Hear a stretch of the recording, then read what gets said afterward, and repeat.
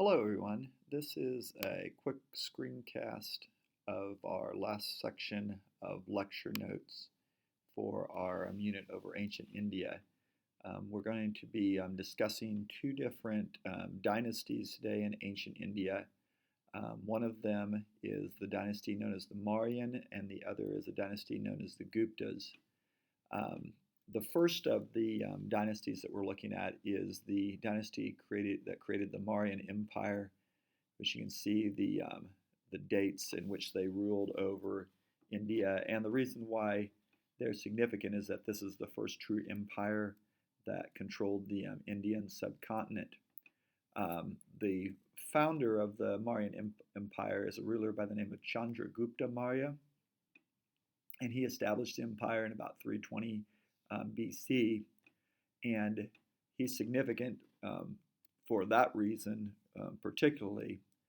But the ruler that I wanted to spend a little bit more time discussing is his grandson, Asoka. Um, and part of the issue about his significance is because of his conversion to Buddhism, and there's a really interesting story associated with that. In the Mauryan Empire, there was an area here, you can see on this map, the area that they controlled eventually. But over here on the far eastern coast, the last area that the Mauryans had not conquered was a kingdom right through here that was known as the Kingdom of Kalinga. The Mauryans had conquered the areas that were included, like the old Indus Valley area, all the way to the east coast, and they had established their capital city as Pataliputra, which is a city still inhabited today. It has a different name, whose name I cannot recall right now. I know it starts with a P, but it's not called Pataliputra any longer. The issue with Asoka is that when he led his attack on the last kingdom that was withstanding his control in Kalinga, he went in with a huge army. Asoka was known as a great military organizer. They did extensive training. They even had like training manuals for their military and an army of thousands and thousands of soldiers.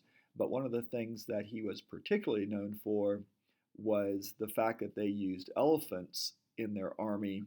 And other armies in India had used elephants, but Asoka's army was said to have close to 9,000 or more elephants. And then each of those elephants would have had a handler that rode on the back and controlled the animal, and then they also used like three fighting men on the backs of their elephants. They had these basically like a large kind of I guess you don't think of it as a saddle, but it's more of like a structure built on the back where you could have three archers on the elephant, and they used them like kind of as a tank force, battering rams, and then as a force to like overwhelm the enemy. So he went into Kalinga with this huge army of elephants, this huge army of foot soldiers and charioteers, and the story is that he wiped out the army of Kalinga and the general population of Kalinga. According to the writings about Asoka, that there was 150,000 people that were left without homes. There were 100,000 or more soldiers of the Kalingans that were killed, and thousands of other civilians that died as a result of the deprivation in the kingdom. And after all this, when Asoka saw, the damage that had been caused by his army, it said that he had like a reawakening, and his awakening caused him to be so distressed about what had happened at the death and destruction that he converted to the ideas of Buddhism. And of course, we've talked about Buddhism already, so you understand the concepts of correct living and correct thoughts and correct words, correct deeds. But also within Buddhism and Hinduism, there's a principle that is called ahimsa. And ahimsa is the principle of nonviolence.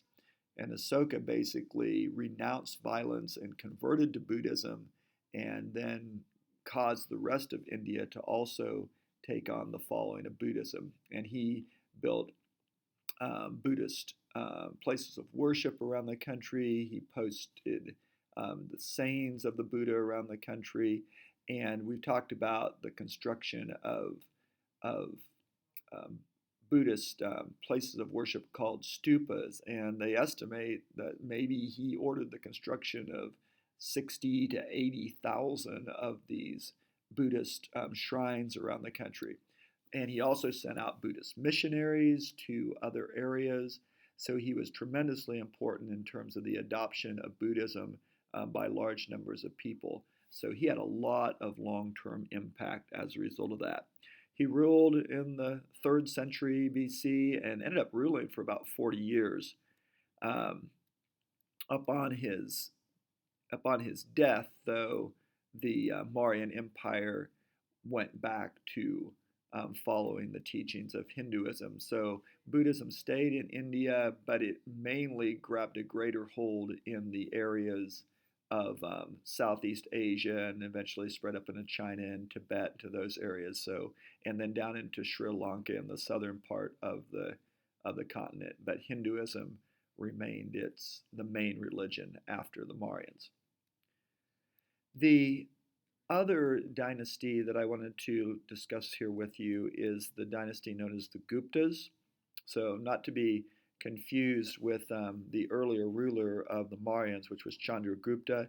Notice that the spelling's a little bit different, but you have Chandragupta the first and the second that were the rulers that controlled this empire. And you can see it's kind of an extensive empire of a couple of hundred years that it lasted. The Guptas and the Mauryans, to an earlier extent, were significant in terms of their expansion into what is considered like a golden age in Indian history, where science and technology and power expanded dramatically. The areas that the Guptas are particularly known for in terms of art, literature, science, you can see a couple of things listed here that are kind of test items in particular. One, a famous book that was written during the time of the Guptas is called the Panchatantra.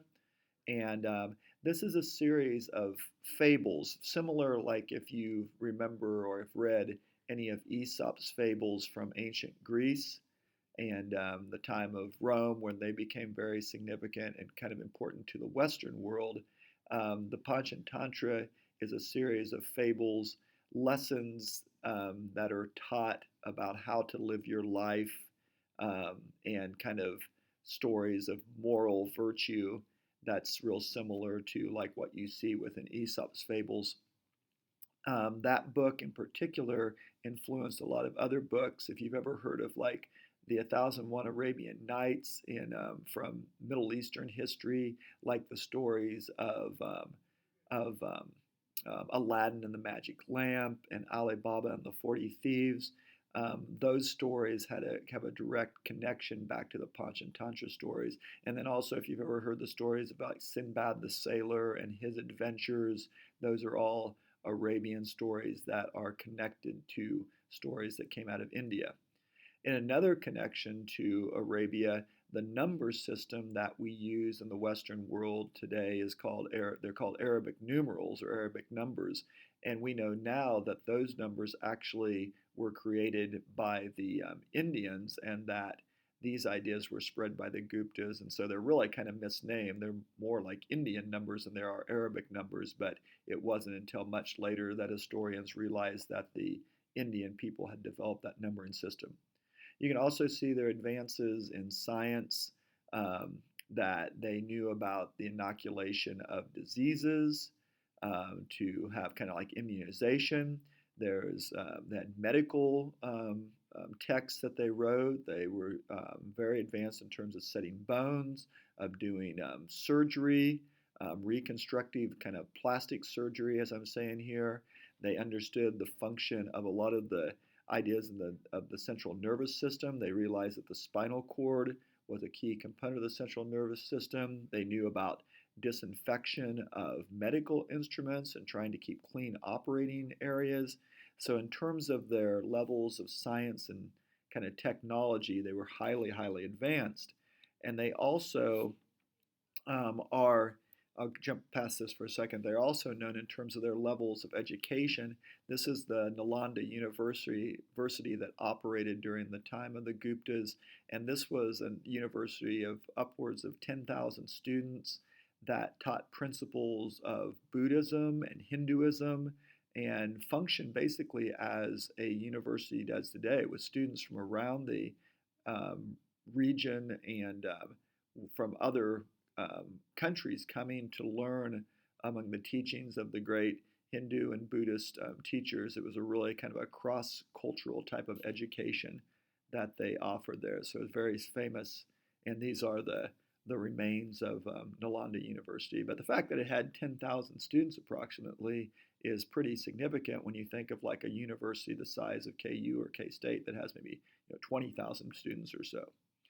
The other big kind of art history aspect of the time of the Guptas that I want to mention is the architectural or the archaeological site known as the Ajanta Caves. These are pictures of the Ajanta Caves, and you can see here where they're located. These were not discovered in modern times until the early 1800s. The Guptas used them, constructed and used them until like the 480s, and they were abandoned then and not known about for 1,300 years or so.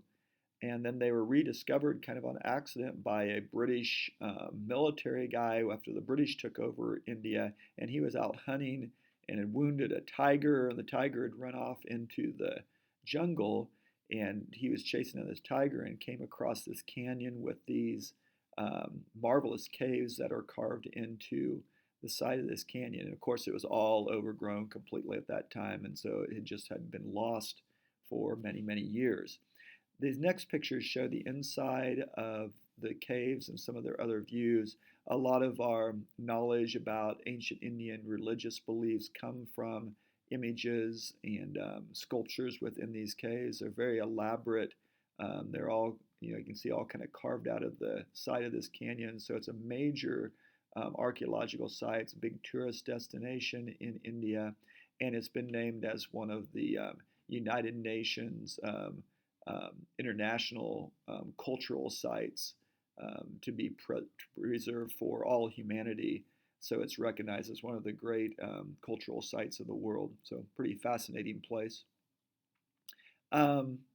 The last two pictures, kind of in terms of our art and architecture section, I've mentioned this already, but a lot of these were constructed during the time of the Mauryan and the Gupta dynasties. This is an example of what we're calling a stupa, that's S-T-U-P-A, and stupas were built as memorials to the Buddha.